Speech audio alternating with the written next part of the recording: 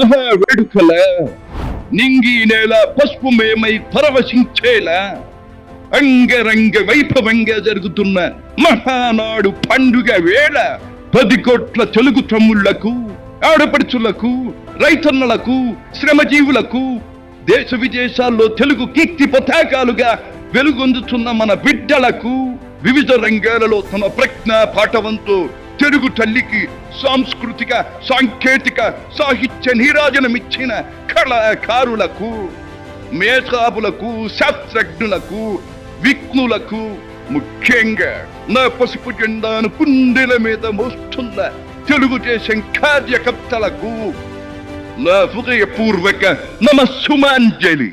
సరిగ్గా 43 ఏళ్లయింది నా తెలుగు వారి కోసం, నా తెలుగు జాతి ఆత్మ గౌరవం నిలపడం కోసం తెలుగుదేశం పార్టీ స్థాపించి. నేను స్థాపించాను అనే కన్నా పుట్టింది అనాలేము.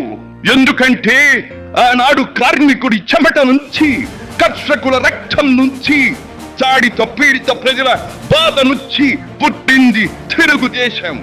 కులమత వర్గాలకు అతీతమైన నవ సమాజానికి సరైన నిర్వచనం చెప్పేందుకే తెలుగుదేశం పుట్టింది. పేదకు కనీస అవసరాలైన పూటకు పక్కెడన్నం, తన దాచుకోవడానికి పక్కా ఇల్లు, గౌరవం నిలుపుకోవడానికి ఒంటి మీద వస్త్రం, వీటితో పాటు రైతన్నల సంక్షేమం, ఆడపడుచుల అభ్యుదయం, బలహీన వర్గాలకు పాలనాధికారం, వీటిని అందించడం కోసం మొదలైన తెలుగుదేశం ప్రస్థానం ఆ తరువాత ఎన్నో మలుపులు తిరిగింది. కొత్త జగతికి, అపూర్వ ప్రగతికి పాటన వేసింది. హైదరాబాద్, సికింద్రాబాద్లకు ట్యాంకు బండతో నేను సాంస్కృతిక వారధి కడితే, ఆ తరువాత సైబరాబాద్ అనే కొత్త నగరాన్ని పుట్టించి తెలుగు నేలకు, ఆధునిక ప్రపంచానికి సాంకేతిక వారధిని కట్టించిన వాడు చంద్రబాబు. లక్షల రూపాయల జీతం గురించి ఏమారైనా కలగన్నామా? దాన్ని సాధ్యం చేసింది నా తెలుగుదేశం ప్రభుత్వమే అని చెప్పడానికి నాకు గర్వకారణంగా ఉంది.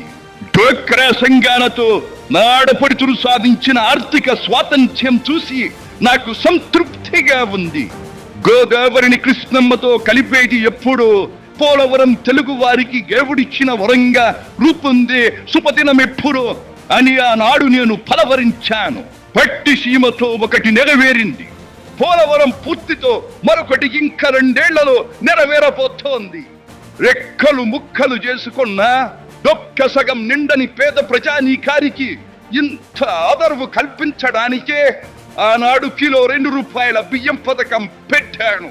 అటువంటిది P4 కార్యక్రమంతో పేదకు పేదరికం నుండి విముక్తిని కలిగించి బంగారు కుటుంబంగా తీర్చిదిద్దే చంద్రబాబు ప్రణాళిక అహో అద్భుతం, మహాద్భుతం. శాతవాహన సామ్రాజ్యానికి ఒకప్పటి రాజధాని నగరంగా బాసిల్లిన అమరావతి పేరిట నేడు నిర్మాణం జరుపుకుంటున్న ఆంధ్రుల రాజధాని నగరం దేవేంద్రుడు సైతం అసూయ పడేలా, మయూరి సైతం అప్పుల పడేలా రూపుదిద్దుకోవాలని మనసారా దీవిస్తున్నాను. క్రమశిక్షణాపూరితమైన అభ్యుదయ సమాజ నిర్మాణ శక్తిగా యువతను మలచడం కోసం ఆనాడు నేను కలను కన్నాను.